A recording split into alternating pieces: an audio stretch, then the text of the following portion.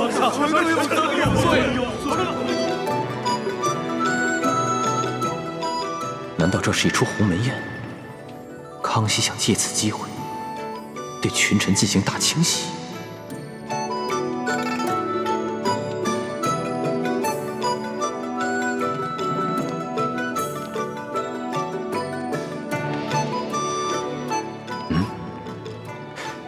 这个御花园中必定埋伏了大量的兵士，我怎么没有听到半点异常响动？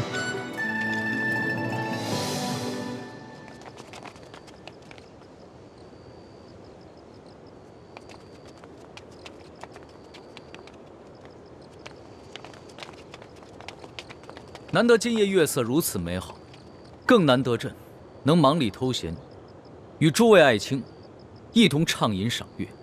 诸位爱卿，一同陪朕共饮一杯吧。谢皇上恩典。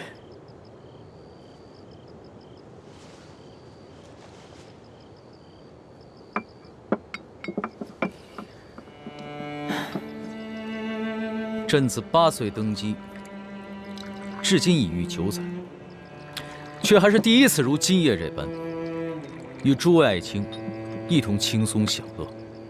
回想起朕亲政前，无论大事小事，处处是鳌拜掣肘。纵然想与诸位爱卿一同饮酒赏月，君臣同乐，却不可得呀。来了，切入正题了。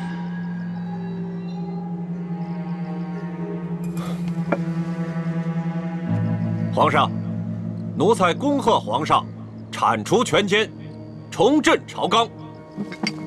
奴才恭贺皇上，皇上万岁万岁万万岁！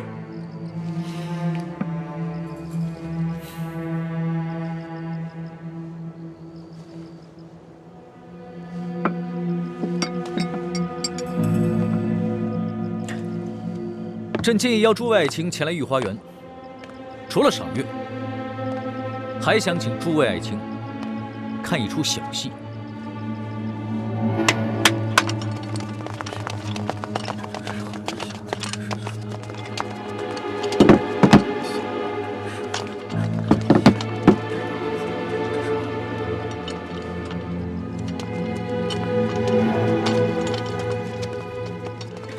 这2个箱子是朕从鳌拜府上的一个密室中搜得。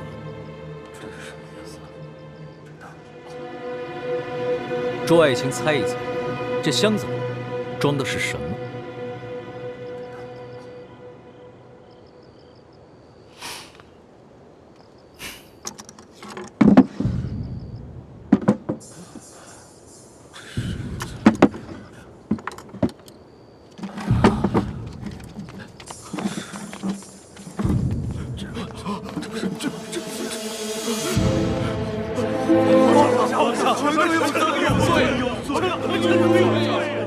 诸位爱卿，这是做什么？这2箱文书今日下午才从鳌拜府中搜得，朕到现在还一封都未曾打开过。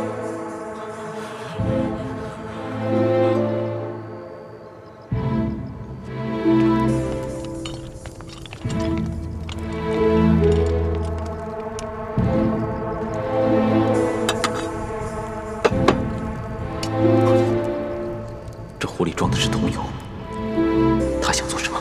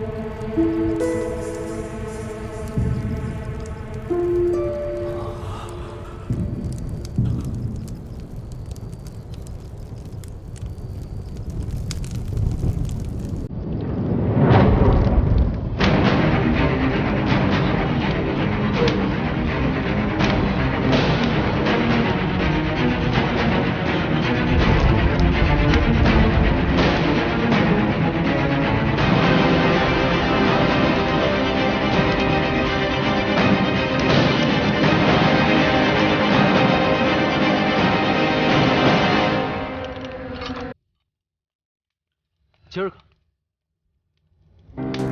朕就跟诸位说几句交心提己的话。这些话不适合在朝堂之上说，只适合在这儿对着清风明月说。臣等恭听圣谕。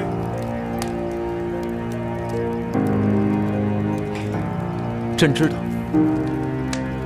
在今夜之前，在诸位心中都一直有爱新觉罗有朕，但更有鳌拜。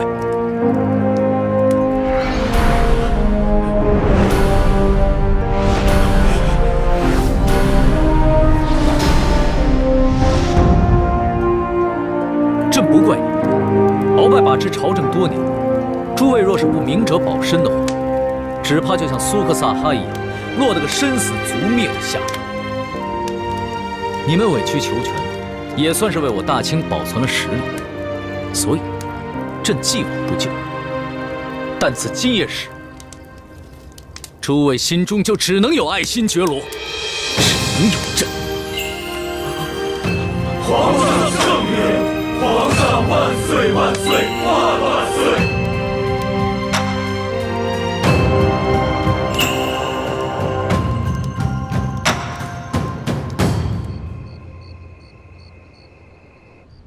皇上，你可知道今天哀家一共召见了多少大臣们的诰命夫人吗？这，孙儿不知。从上午到下午，这慈宁宫就不得清静了。来看望哀家的这些诰命夫人多达40余人呢。有一些人还有些要求，都被哀家给回绝了。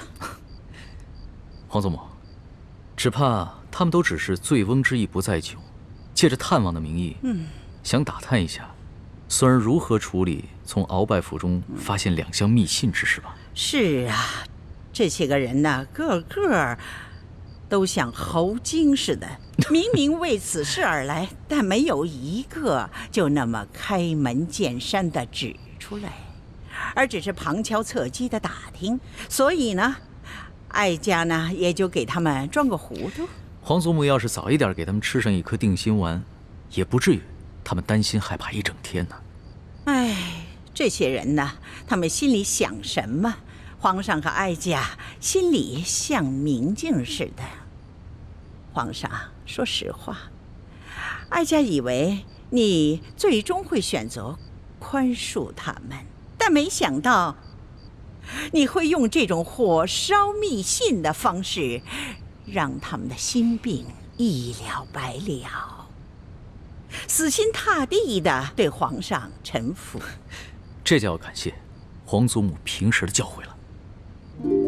皇上，你真是长大了，今后只要你在儿女私情上能够稳重，不乱心智，哀家就放宽心了。什么？